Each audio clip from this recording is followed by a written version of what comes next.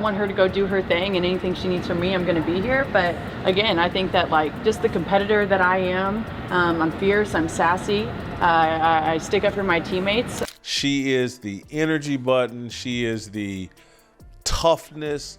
She is the enforcer. Sophie Cunningham had always played with fire. Fiery eyes, fiery shots, and a fiery attitude that rubbed some people the wrong way, but made her impossible to ignore. She wasn't just another shooter on the court. She was a walking spark plug, ready to explode at any moment. And in a league known for its rising stars and fierce rivalries, it was only a matter of time before Sophie found herself in the center of a storm.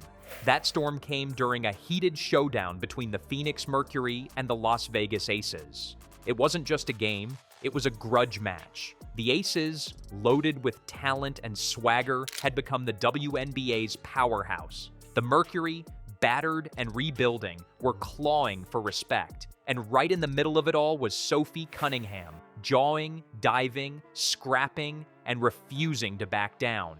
Midway through the third quarter, it happened. A hard foul, elbows clashed, words were exchanged, cameras caught Sophie barking in the face of an Aces player, refusing to walk away. The refs blew their whistles. Technical foul. The crowd erupted. Commentators tried to downplay it as competitive tension, but the energy was unmistakable. Sophie Cunningham wasn't here to play nice.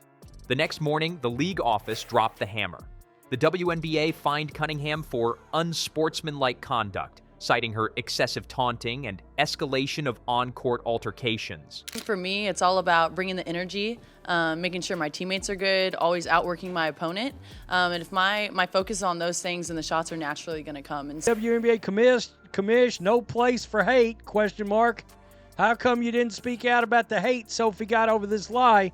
She got a ton of it. It was despicable. The fine wasn't huge in dollar terms, but it was loud in symbolism. The message was clear: tone it down or face the consequences. Most players would have posted a vague apology on Instagram, maybe thrown up a peace emoji, and moved on. Not Sophie. She did something different, something that reminded everyone why you don't poke a competitor when she's already fired up. She responded, not with words, but with buckets. Just days after the fine, the Phoenix Mercury met the Aces again. This time, it was in Las Vegas. The crowd was hostile, the tension was thick, and Sophie, she was locked in. From the opening tip, she played like she had something to prove. She knocked down her first three, then another, then she drove hard into traffic, took contact, and finished through the foul. The Aces defenders looked rattled. The crowd grew quiet. She wasn't backing down, she was taking over. By halftime, she had already put up double digits. But it wasn't just the scoring, it was the energy, the way she screamed after a big shot, the way she stared down her defender after every possession, the way she clapped in the face of doubt. It was personal. She wasn't just responding to the league's fine, she was making the Aces pay the interest. In the fourth quarter, with the game hanging in the balance, she hit the shot that sealed it. A contested three from the corner over two defenders with the shot clock dying. Bang.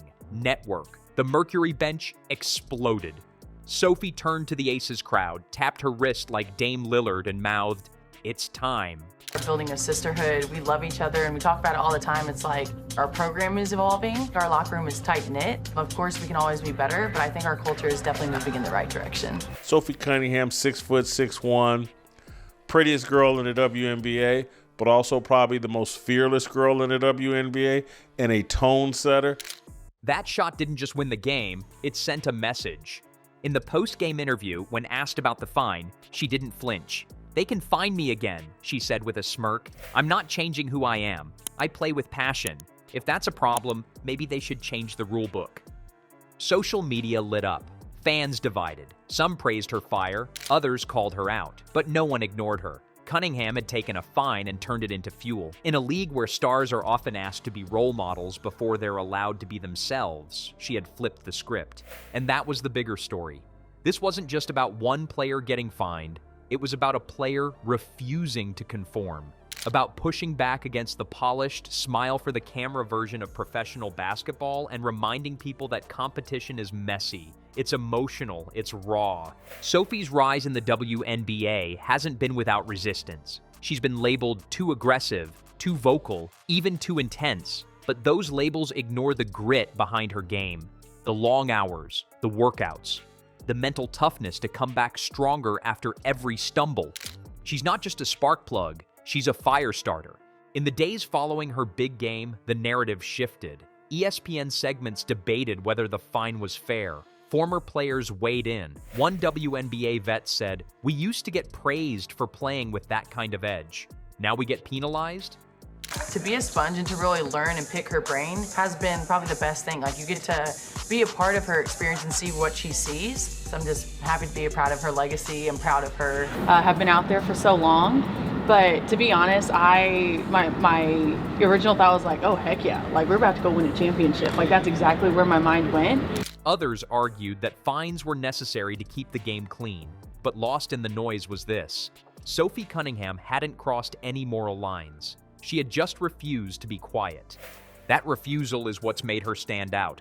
And make no mistake, the Aces felt it. Not just on the scoreboard, but in the way they looked rattled late in the game. The WNBA is full of elite talent, but there's a mental game that doesn't show up in box scores. And Sophie Cunningham just owned that game. She got in their heads and made them question every possession. You could see it in the way she celebrated. Not arrogant, just fierce.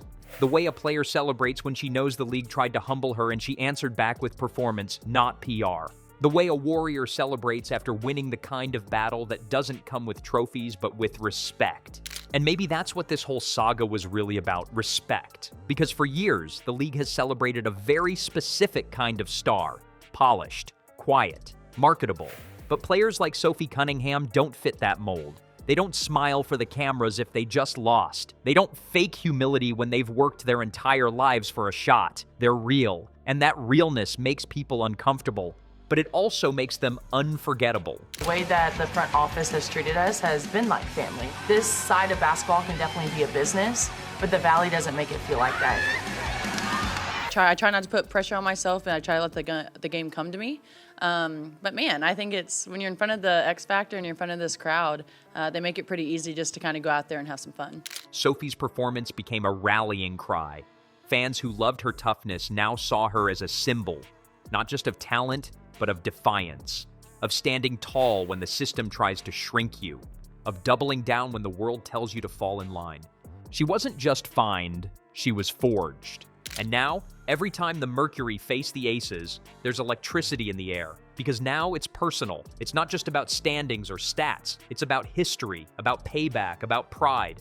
Cunningham didn't just clap back, she put on a clinic. She made them pay. If you love that moment and want more stories that cut through the noise, make sure to like, subscribe, and catch a dime. Because this saga, it's far from over.